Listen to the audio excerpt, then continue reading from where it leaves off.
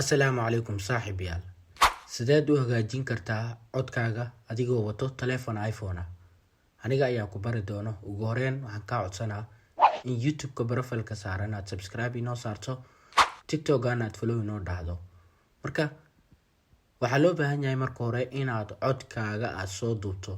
App walbo kugu jiro oo cod lagu duubo ayaa ku duubi kartaa codkaaga. Markii aad codkaaga soo duubto kadib waxaad imaanaysaa Google ayaad imaanaysaa si aad codkaaga u nadiifiso. Marka anaga hadda Google ayaa aadaynaa, qaybta setting ayaa ku qoraynaa Adobe Podcast.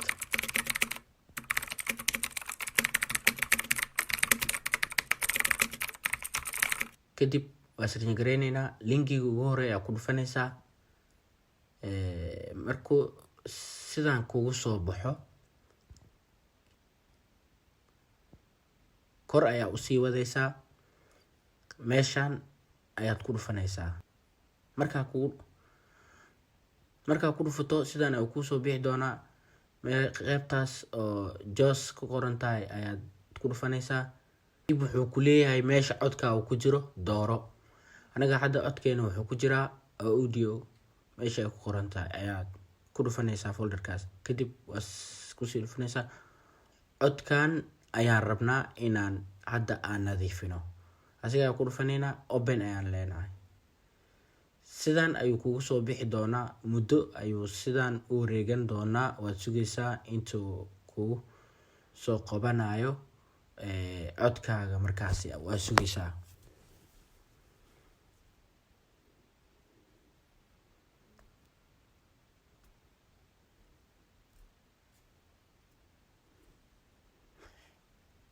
Markuu sidaan kugu soo baxo wuxuu ku dhihi doonaa ilaa muddo 10 minute ah ayaad sugaysaa.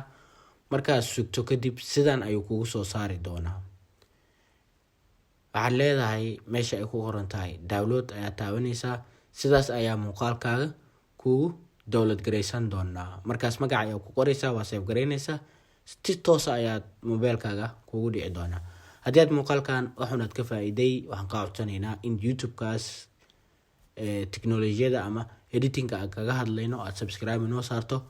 Haddii bishaan aan ku gaarno 500 oo subscribe inta sanadka cusub la gaarin, waxaan bilaabi doonaa koorso free ah oo markaas lagu baranayo video editing-ka, isla markaas adigoo ku edit gareynayo telefonkaaga.